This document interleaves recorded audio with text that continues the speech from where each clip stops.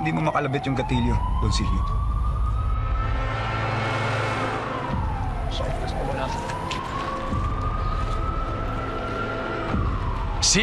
Silvio. Anong ginagawa mo dito, Dwayne? Silvio. That's Congressman Dwayne to you. How many times do I have to remind you?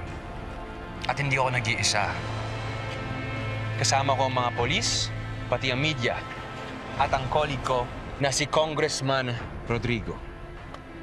Nabalitaan namin meron kayong ginagawang illegal dito na land grabbing. So we came here to put a stop to it. Once and for all.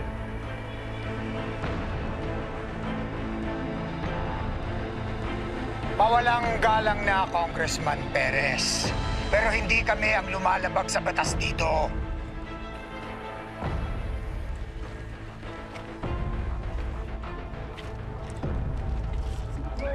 Okay?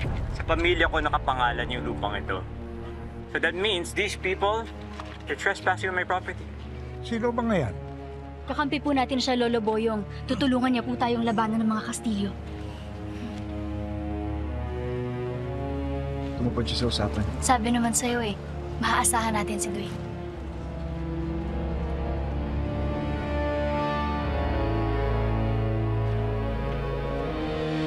Meron kaming proof na napili na namin tong lupang to from Mr. Brago.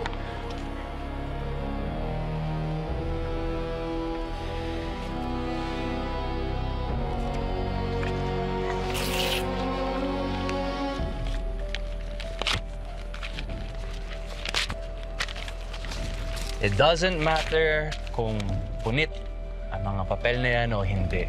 Dahil walang halaga ang mga papeles na yun, Silvio. Am I correct, Kong?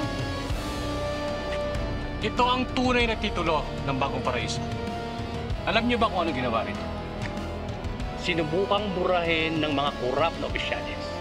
Siyempre, lalabas ang katotohanan. At ito yung totoo. Peke ang hawak ng tika.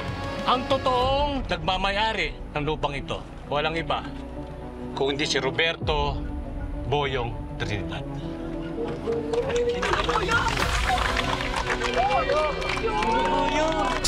Totoy Pato. Weeknight, 7:15 p.m. Pagkatapos ng angkya ng Section E sa Primetime Primera.